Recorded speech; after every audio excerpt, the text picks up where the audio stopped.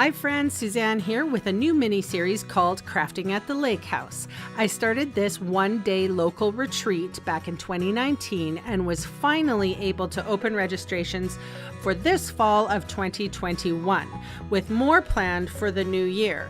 So if you're local, I'd love to have you join in. Registrations will be on my blog, sunstampin.com.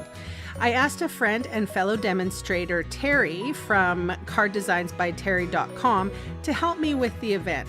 We split the work, the costs, and brought together our local crafters for a first-class event.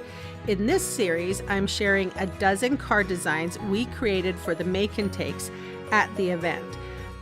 Fair warning, some products are from the last celebration, so if you are looking to recreate, you may have to substitute.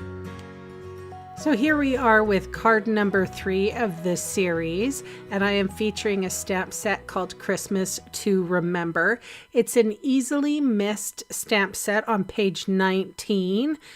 It is bundled with a whole bunch of twiggy looking dies and pine cone dies.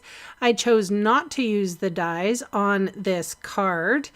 I've just put adhesive on a little 1-inch strip of designer series paper called Painted Christmas, trimming off the excess. This is just a card front, basic white.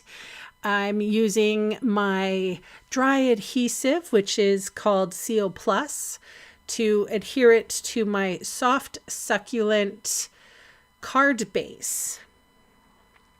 And then I folded it with my bone folder, put it aside. I'm going to do some stamping.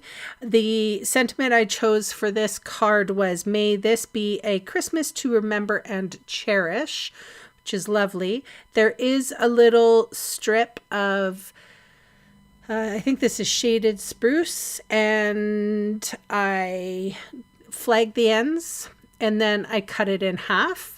And I even had to cut that down even more. This was the first time that putting too many dimensionals on my sentiment piece had interfered with the design.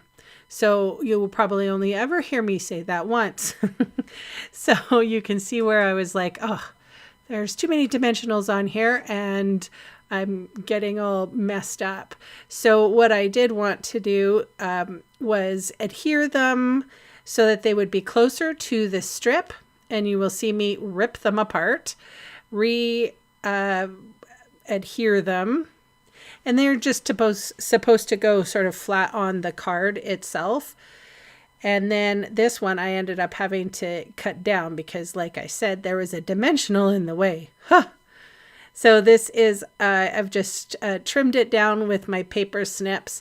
And then I am using the wonderful snowflakes. So I'm not sure where they are in the catalog, but they are lovely. They're iridescent on one side and white on the other. So I chose the iridescent side. And luckily you can put a dimensional, because it's got a dimensional shaped inside. So you were able to hide a dimensional underneath that beautiful snowflake. And then I used some a little bit of gold twine for a bow and some rhinestones to bling up my card. And of course, you can see all the supplies I used today listed below in the video See More section or in the supply section of my blog. The links will take you to my Canadian online store. Thanks for watching, and bye for now.